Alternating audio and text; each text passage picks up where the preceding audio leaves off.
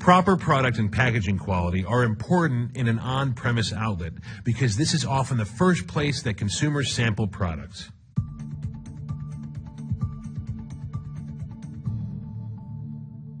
The primary, secondary, and tertiary packaging of each brand and package is required to have a universal product code.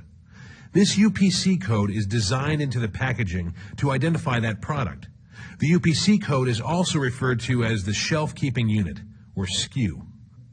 We can use the following three terms interchangeably: by brand and package, UPC, and SKU.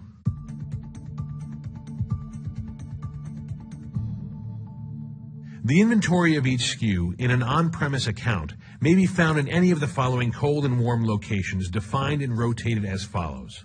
Cold inventory in an on-premise account is usually found, but not limited to, the following primary locations: cold door cooler, reach-in coolers, iced coolers and/or bins, walk-in coolers, generally the location of the account's cold backstock.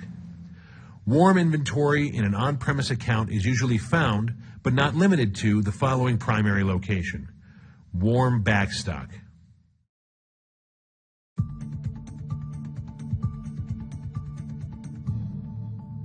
Follow these next rotation steps to make sure the rotation of each SKU and each of these cold and warm inventory locations in an account is properly rotated. Rotate product located in cold door coolers as follows. Pull the beer off the shelf so you can see the date on each unit. Place the beer so that it is out of reach of the consumer and not in the way of the bartender. Make sure that the beer is in code and that its code dates are the oldest dates in the account so that the oldest product is sold first. If the beer on the shelf is not the oldest beer in the account, then the beer is out of rotation and should be put back in proper rotation. Group the beer of the same SKU by the same code dates if multiple code dates are on the shelf. Now, put the beer back on the shelf, starting with the beer with the freshest code date to the back of the shelf, the next freshest code date in front of it, and so on, with the product with the oldest code in front.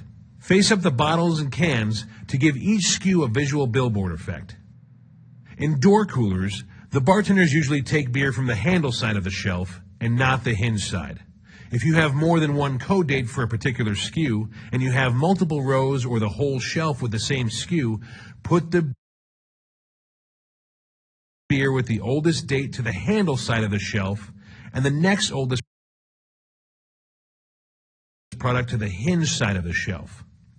If an account has multiple cold door coolers with the same SKU available to the bartender, identify the most frequently used cooler and place the product with the oldest code dates in front of that cooler. Beer must be rotated all the way down to the bottom. Make sure the owner, manager, or bartender understands the extent of the rotation exercise. Pull the beer out of the reach-in so you can see the date on each package. Place the beer so that it is out of reach of the consumer and not in the way of the bartender. Follow the same procedure as cold door coolers.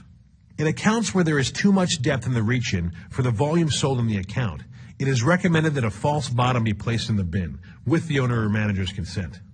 To do this, empty the bin and place a plastic crate in the bottom. This takes up extra space in the bin, reduces the amount of beer that can be placed in the bin, and makes it easier to rotate. Placing a false bottom in the reach-in is also recommended to help maintain the integrity of the package by preventing it from getting soggy from water that may build up in the bottom of the bin. To facilitate ease of rotation in reach-in coolers, it is recommended that bottles be placed in 6-pack carriers and cans in 12-pack cartons instead of placing the individual bottles or cans on their sides in the bins. This makes it easier to rotate the beer. Replenish the reach-in beer from the cold backstock or warm backstock, depending on the location of the backup inventory, with the oldest dates. If an account has the same SKU and multiple reach-ins, make sure the oldest product in the account is located in the front and or top of the cooler used most frequently. A best practice to help keep the reach-in cooler rotated is to put a divider between the layers of beer as the dates change. Now, let's rotate the other storage areas. Place the product with the most shelf life on the bottom and or towards the back. Place the next oldest product in front of and or on top of this product, and so on, with the oldest product being in the front and or on top of the other product, making it the easiest for the bartender to pick up. Pull the oldest product in the ice bin forward and place the next oldest product behind the oldest in the ice bin. This is so when the bartender takes a bottle or can of beer from the bin, he will be following the oldest product sold first standard. If the beer in the ice bin is not the oldest product and is still in code, the beer is out of rotation and should be removed, then moved into its appropriate place in the account rotation according to its pull date. Beer in the ice bin should be limited in volume to the amount sold in one day. It is recommended that bottles placed in the ice bins be pulled and placed back in the cold backstock at the end of the day so that the crowns do not rust and the labels do not fall off, creating a package with a rusty metallic taste or a non-saleable appearance.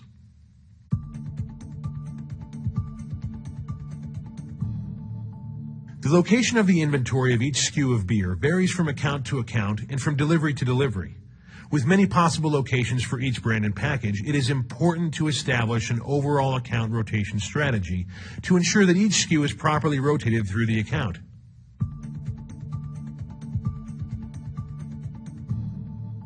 The following convention has been established to ensure the proper rotation of each SKU through an on-premise account.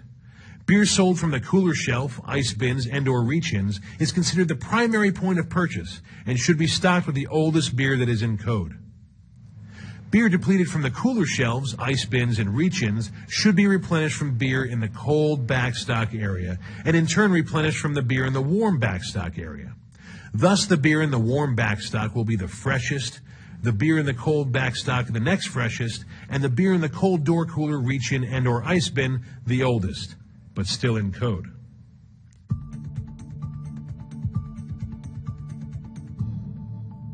Many on-premise retail accounts do not have enough cooler space to store their backup inventory cold. Thus, the backup inventory must be stored warm where it begins to lose its brewery fresh flavor faster than the beer in cold inventory.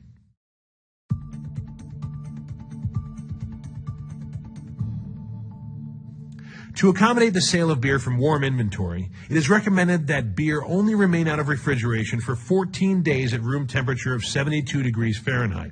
This allows enough time for the beer to be in backup inventory, yet it is not long enough for the product to get to the point where it is no longer considered brewery fresh. Within that period, it should be rotated into cold inventory.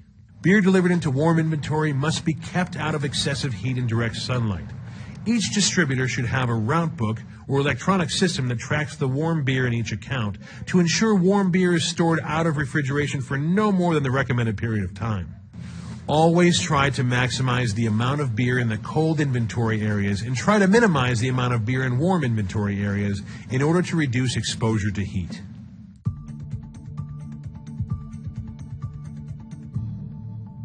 Product being delivered should be placed in its appropriate inventory location in the account's inventory based on its code date. When beer is found to be out of code in the market, pull it from the shelf or out of the cooler. Where legal, place it segregated from the fresh beer in the back room and mark it for pickup. Return the beer to the warehouse for destruction.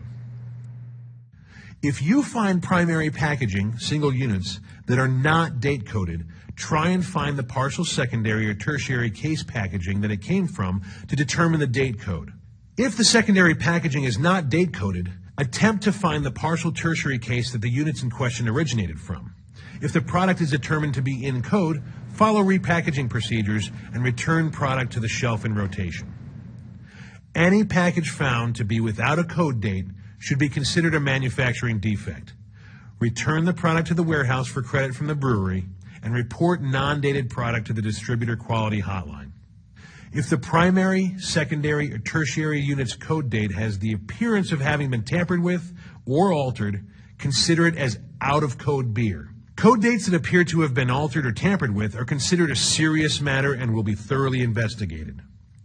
If the primary point of purchase of the beer, usually the cooler, reach-in, or ice bin, is out of beer, this is called out of stock. We can't sell our products if they're not available to the consumer.